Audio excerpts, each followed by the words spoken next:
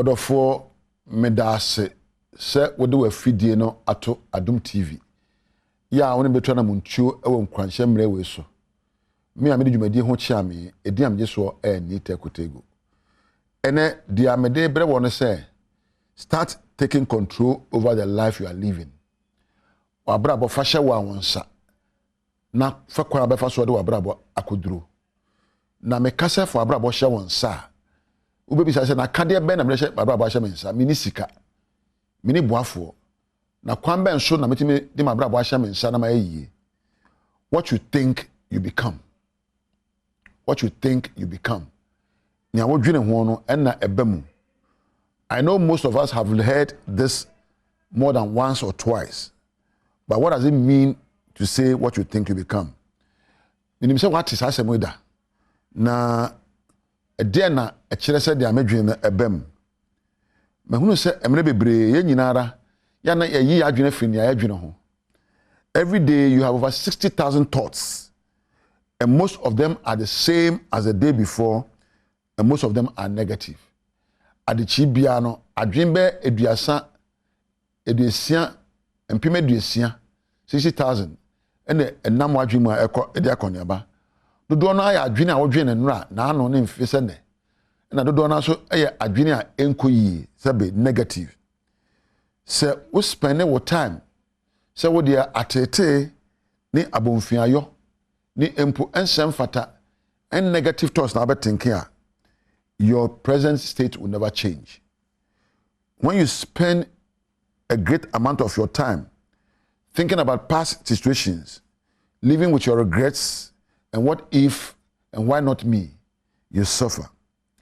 So obenya kwan ahye bibi so abrabo mu a. So obenya kwan aye bibi amana ye a aye wadwene. And penance, a troubled mind cannot think clearly and vigorously. Adwene empo adwendwen damu no emwa enkoso ye nyina ewo atenka bi sesese yeyiye ye nyina wo atenka bi sesese edi nkunim ye nyina ye wo nioma bi a yadwen se ebetimi ayamana ayeyiye ene mama nkonwa na ade bi abeye abeboaboa wo no na hyase ene wadwene so. It is an area of life most of us gloss over. But there's a connection between your thoughts and how your life is transformed. There's a connection between your thoughts and transformations in your life. Said the brabo be sakra no. Nijira so eya adwene a wodwene. Ene dey se wotimi fa wadwene a wodwene ho. Na ka che o se be ma adwene a madwene no. Se medwene na sakra ma brabom.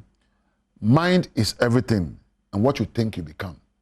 Papa mu, boni mu, nyina so ena eye wadwene a wodwene.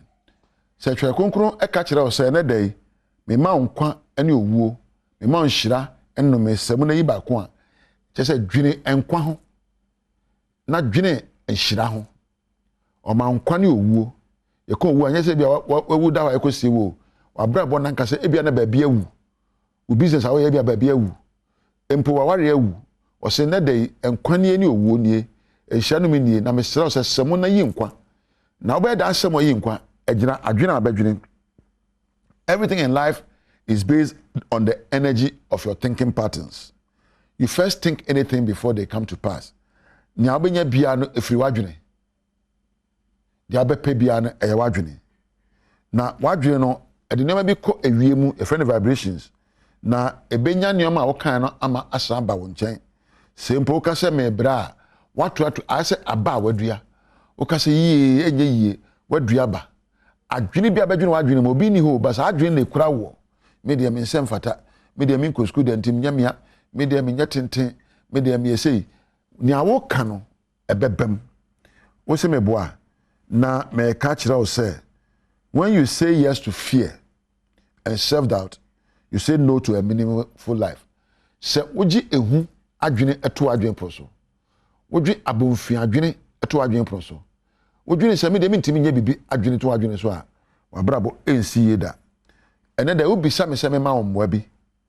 If you were to ask me to help you with one thing that can help you become great, will be some bi a betimi aboa wo no abra bo ayi a se mo bibi a betimi aboa wo a Any say make sure come between afa adwin correctly. If I have to give you anything to make your life better, if I could give you, I'll teach you how to think right. So if you have to change your life, you have to change the content of your mind. And you have to pay closer attention to your thoughts, because your thoughts will shape your life. So say adwene bi eda wa adwene so say mra make say wa ko school, say unko school, say wo so, say wo sha, say pani say akwada. Bibia ewu hia esene adwene a wo dwene. Adwene eni nipa. Na ye wa adwene mienu, ye wa adwene ba ko a esum mu adwene. Ene wo ba adwene ba ko a ye han mu adwene. Meka esum mu adwene a esum mu adwene say wo de wo mpa adesua, lack of knowledge. Esum mu adwene say wo de bone ahye wa adwene so ma. Empo etimodine ahye wa adwene so ma. Pese menkomunya ahye wa adwene so ma. Entro ne etan ene empo nkrofo won sekuo die ena ahye wa adwene so ma. De ensem fata ena ahye wa adwene so ma. Me de mintimi e abrabo ye obreo enkoyie mefa hini o sa adwene ne ahye wa adwene so ma e de esum eba wa brabo mu. Nemom ye ka se ehan adwene a ehan adwene ne se wo pe onyankopon asem enyina so na ka se ade nyina mu no bibia ba wie pe ya mame na awurade otimi mu no wo so se nyoma wo wiase nti meyie me de meye edikanfo na menye chitani.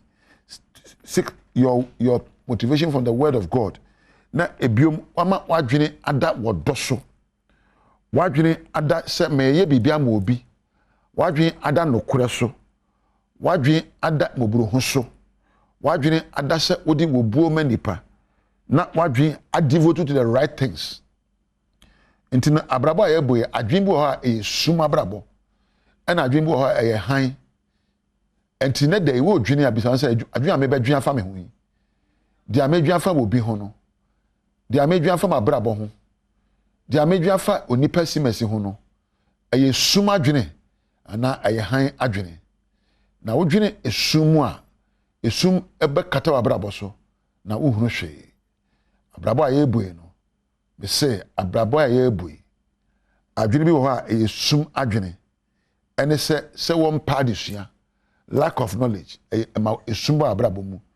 Ene se wo de adwene a wodwene eye boneye. Ene mpo susuye fi. Ene susuye a ehu. Ene susuye a papa yo nim. Ene mpo susuye a pese mu kunya. Me de minyade a me mo bibie. Me de eno ena ntro ene bre ne wotan ne atimodne adwen no ende esum ena ba abrabo so. Na emom se wodwen adwen ye han a ene se obepe otwedi amponsem a kire kwan na wobobo ne nsem ho na ma wodo atena akoma mu na wama empo aboburu ho atena wadwen ponso na wayese me de menya bi ama obi bi na empo waye ne se obedi nokure na wodi nidie ama onipa na wahyese me de mekenya me ho na me mama na me onyame bo me se me so entimi so metime bi wodwene adwene sei ya han adwene. Bible no say we must demolish arguments and every pretension that says itself against the knowledge of God. Ade bi ebe sori eka wahye no manwene ho ti bebi a wo mu no manwene ti bia no ho na adwene na opese wokọ na adwene pa adwene a eye han manwene adwene a eye sum ya na obo bi sobo na obi na ayamio na obi na etiamio bisa se hwan na otan wo ese nneoma a wodwene afa ho otan be na tan wo sene adwene a wodwene esum adwene de esum ba abrabo mu na han mu adwene ma han ba abrabo mu na okọ anim toti aha na meja wo megini se ene da ikoi obadwene ababisa ho sa adwene medwe esum ana han na adwene a de han be ba abrabo mu adwene ye odo pepeye no kureka empo papayo na se wotu ho asi waye bibi wosom adwene na utie onyankopon nsem ada kyekere were ada bo antoma no abobra medase aha na me no besie wonim dada ediam yeso ni tekotego na ochina nyame ya adom na adom dom ye wadom tv a me no se be san hia biom woni